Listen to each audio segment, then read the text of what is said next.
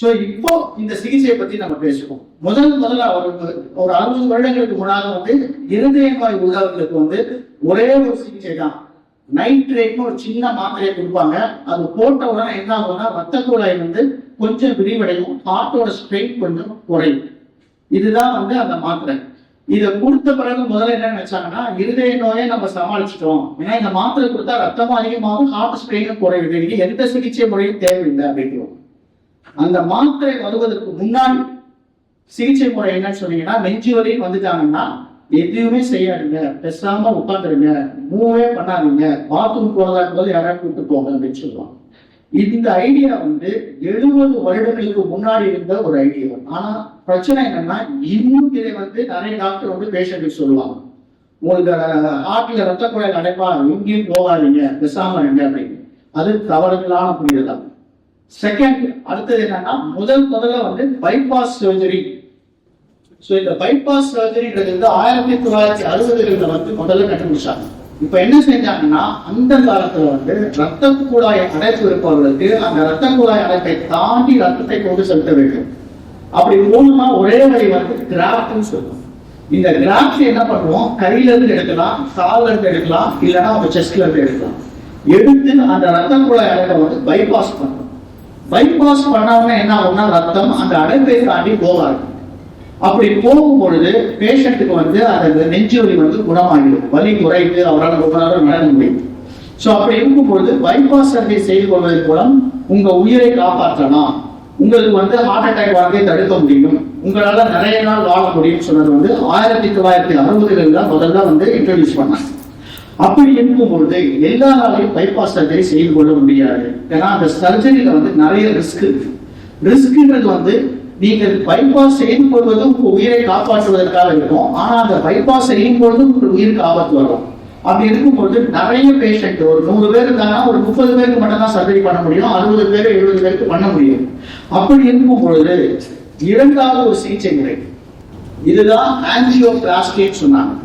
இந்த ஆஞ்சியோபிளாஸ்டியில என்ன பண்ணுவோம்னா உங்க ரத்த குழாயில் இருக்கிற அடைப்பு, இப்போ நீங்க பாத்தீங்கன்னா இந்த ரத்த குழாயில அடைப்பு இருக்கு, அப்ப என்ன பண்ணுவோம், ஒரு பலூன் மாதிரி அந்த அடைப்பு உள்ள விட்டுட்டு அந்த பலூனை வந்து விரிவடை செய்து அந்த பலூன் மேல ஒரு வயர் மெஷ் இருக்கும், அதெல்லாம் ஸ்டென்ட்னு சொல்லுவோம். இந்த ஸ்டென்ட் போய் அந்த அடைப்புல உட்கார்ந்த உடனே ரத்த ஓட்டம் நார்மலா போக ஆரம்பிச்சோம். இப்போ இங்கேயும் நீங்க கிளியரா பாத்தீங்கன்னா பைபாஸும் ஸ்டென்ட்டும் வந்து டைரக்டா it will address the block. So பிளாக்கை பைபாஸ் செய்ய முடியும், பிளாக்கை ஓபன் செய்ய முடியும், அப்போ ரத்த ஓட்டத்தை அதிகப்படுத்த முடியும். இப்போ 1977 இதை கொண்டாங்க. இப்போ என்ன புரியுத வேணும்னா 1960களிலும் 70களிலும் செய்த பைபாஸும் ஸ்டென்ட்டும் உயிரை காப்பாற்றக்கூடிய ஒரு முக்கியமான சிகிச்சை முறையாக கருதப்பட்டது 60 வருஷத்துக்கு முன்னாடி. ஆனா இன்னும் அந்த நம்பிக்கை வந்து நம்ம மனசுல இருந்து போகல. பல ரிசர்ச் கம்பெனிகள் வந்த பிறகும் அதை அப்படியே நம்பிட்டு இன்னைக்கு வந்து இந்தியா முழுவதும் 1 லட்சம் சர்ஜரி வந்து ஸ்டேபிள் பேஷண்ட்டுக்கு பண்றாங்க.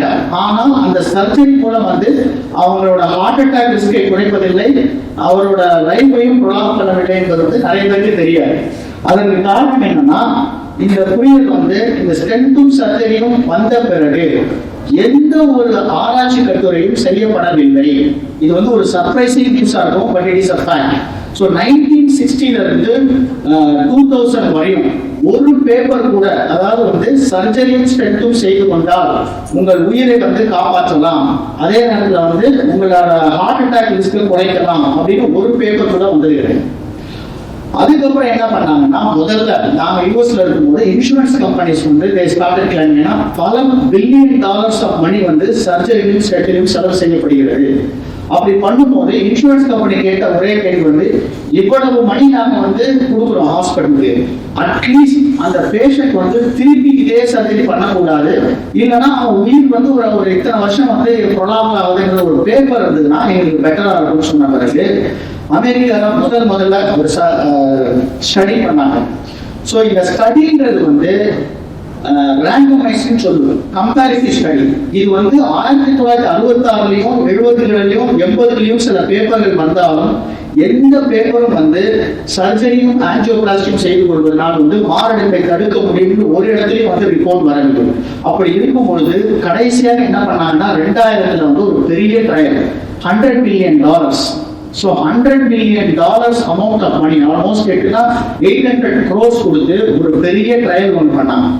ஸோ இந்த ட்ரையல் வந்து ரொம்ப சிம்பிள். அதாவது ரத்த குழாயில் அடைப்பு இருக்கிறவங்க எல்லாத்தையும் 2 குரூப்பா பிரிச்சாங்க. ஒரு குரூப்புக்கு வந்து என்ன பண்ணாங்கன்னா பைபாஸும் ஸ்டென்ட்டும் செய்து கொடுத்தாங்க. இன்னொரு குரூப்புக்கு என்ன பண்ணாங்கன்னா பைபாஸும் பண்ணல, ஸ்டென்ட்டும் பண்ணல. அவங்களுக்கு regular exercise, medicine, food control இதை கொண்டு வராங்க. ஸோ இந்த பைபாஸ் சர்ஜரியும் ஸ்டென்ட்டும் போடுற குரூப்ல அவங்களுக்கு எக்ஸசைஸும் சொல்லி கொடுத்தாங்க, மருந்தும் கொடுத்தாங்க, அதன் மேல் பைபாஸ் சர்ஜரியும் செய்து கொடுத்தாங்க. அப்படி பண்ணின பிறகு 5 வருடங்கள், அதாவது 3 இருந்து 5 வருடங்கள் வந்து இந்த 2 குரூப்பையும் வந்து ஃபாலோ பண்ணாங்க.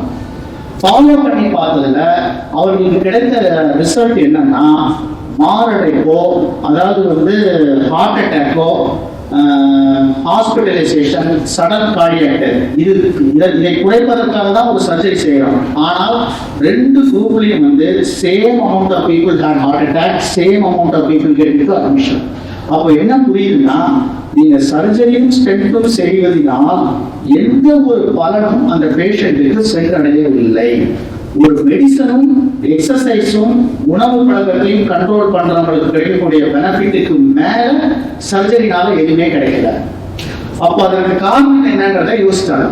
இப்பதான் நீங்க கிளியரா புரிஞ்சுக்கணும். நான் முதல்ல சொன்னேன், அதாவது ரத்த குழாய் அடைப்பை வந்து நீங்க போக்கஸ் பண்ணி ஒரு சிகிச்சை முறையை செய்து கொண்டீர்கள் என்றால், அந்த ரத்த குழாய் அடைப்புன்றது வந்து it is a marker, it is not a disease. அப்போ அந்த மார்க்கரை வந்து நீங்க மேனிபுலேட் பண்ணாலோ, அதை தாண்டி ரத்த ஓட்டத்தை கொண்டு போனாலும் ஹார்ட் அட்டாக்கை தடுக்க முடியாது.